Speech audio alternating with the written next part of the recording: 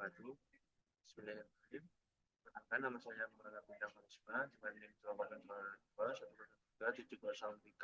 882-123-143-11498. Di sini saya mau mempresentasikan tentang dua jurnal yang sudah saya baca. Nah, di sini dengan judul untuk keselamatan publik transformasi sistem ketiga pemerintah. Oke, di sini ada pendahuluan yang mana sistem keselamatan dan kesehatan kerja atau disebut dengan K3 di sektor publik menggunakan tentang serius seperti keterlambatan deteksi risiko, keterlambatan sumber daya, dan proses manual yang lambat. Yang kedua, kecelakaan kerja seringkali tidak terdeteksi sejak dini dan pengenalannya bersifat reaktif, bukan progresif. Yang ketiga, dalam era digital, kecerdasan buatan AI menawarkan solusi baru untuk meningkatkan efisiensi dan keselamatan kerja secara signifikan. Yang selanjutnya, ada pemerintah di berbagai negara mulai mengadopsi teknologi ini dalam layanan publik, termasuk pengawasan dan manajemen K3. Oke, selanjutnya ada peran AI dalam layanan pemerintahan. Dan di sini ada 4 poin, yaitu yang pertama, prediksi risiko. AI mampu menganalisis data histori untuk memprediksi presentasi kecelakaan. Yang kedua, monitoring otomatis, sensor dan keamanan cerdas dapat mengalami lingkungan kerja secara real time. Terus yang ketiga, mengambil keputusan. AI membantu membuat keputusan berbasis data yang cepat dan akurat. Yang keempat, efisien operasional. Biasanya proses pelaporan dan audit menjadi otomatis dan lebih transparan. Ini ada ringkasan.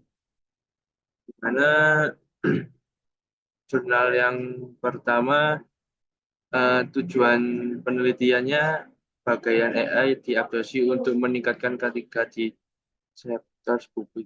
Terus yang kedua, metodologi, strategi kebijakan dan pembuatan AI di berbagai negara seperti Korea Selatan dan Jepang. Nah, terus yang ketiga, tentunya AI membantu menurunkan kecelakaan kerja. Nah, di sini mempercepat prediksi risiko dan meningkatkan kepatuhan terhadap standar keselamatan kerja. Oke, selanjutnya, nah, sini implementasi AI dalam K3 Jurnal 1. Nah, di Korea Selatan ini menggunakan AI untuk mengidentifikasi area kerja berisiko tinggi. Terus yang kedua di Finlandia, biasanya itu memanfaatkan LOT atau LOT untuk memantau suhu dan kualitas udara di ruang kerja. Nah, di sini hasilnya itu ada penurunan kecelakaan kerja hingga 25% setelah integrasi sistem AI dalam kerja. Nah, di situ pemerintahan menjadi lebih produktif dalam pengambilan kebijakan K3. Oke. Selanjutnya, nah di sini adalah ringkasan jurnal yang kedua. Nah, jurnal yang kedua ini berjudul dengan Restricting the Observation Health and Disease Management System in the Age of AI. Disumber oleh Journal of Public Health 2024. Nah, tujuannya untuk mengevaluasi dampak AI terhadap sistem manajemen K3 sektor publik. Nah, metode studi kasus dan data observasi di lembaga pemerintahan lokal. Hasilnya, sistem K3 menjadi lebih responsif, hemat biaya, dan transportasi berbakat AI. Oke, selanjutnya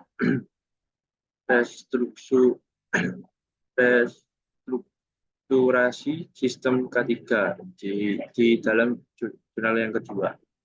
Nah, pelaporan otomatis mengurangi kesalahan manusia dan mempercepat produksi audit. Yang kedua, message learning memberikan rekomendasi otomatis berbasis pada data. Integrasi LOT, pemantauan kondisi kerja. Nah, biasanya di dalamnya itu ada suhu, suara atau getaran secara real time. Nah, manfaatnya meningkatkan keselamatan, mengurangi beban kerja manual, dan efisien anggaran. Oke, yang selanjutnya, nah di sini ada perbandingan kedua jurnal. Nah, di jurnal-jurnal yang saya sudah baca dan saya rangkum, ada beberapa perbedaan. Yang pertama fokus ini pada jurnal 1, kebijakan dan implementasi global. Nah, di jurnal 1 ini lebih ke kebijakan dan implementasi global. Untuk yang jurnal yang kedua, ini sistem teknis dan manajemen lokal. Nah, untuk metodenya keduanya juga berbeda. Yang jurnal yang pertama yang studi kebijakan, jurnal yang kedua studi kasus dan data lapangan. Nah, untuk pendekatan juga berbeda. Ada top down dan yang jurnal yang kedua bottom up. Dan di sini kesamaannya itu sama-sama mendukung AI sebagai solusi kerja yang efektif. Oke, di sini kesimpulannya adalah AI membantu jalan bagi sistem K3 yang lebih canggih, cepat, dan berbasis data. Nah, yang kedua, pemerintah dapat menghadapi risiko lebih dini dan merespon lebih cepat. Yang ketiga, intervensi AI mendorong pelayanan publik yang modern, efisien, dan aman. Oke, di sini ada ada 3 rekomend. Yang pertama, pemerintah Indonesia sebaiknya mulai menerapkan AI dalam sistem K3 nasional. Yang kedua, perlu dilakukan pemerintah SDM, mengeluarkan efisiensi digital dan uji coba di instansi strategis. Yang ketiga, kolaborasi antara pemerintah, universitas, dan sektor swasta sangat dibutuhkan. Oke, sekian dari saya, kurang lebihnya mohon maaf. Jika ada suara yang lebih berisik, juga dimaafkan. Sekian, terima kasih. Wassalamualaikum warahmatullahi wabarakatuh.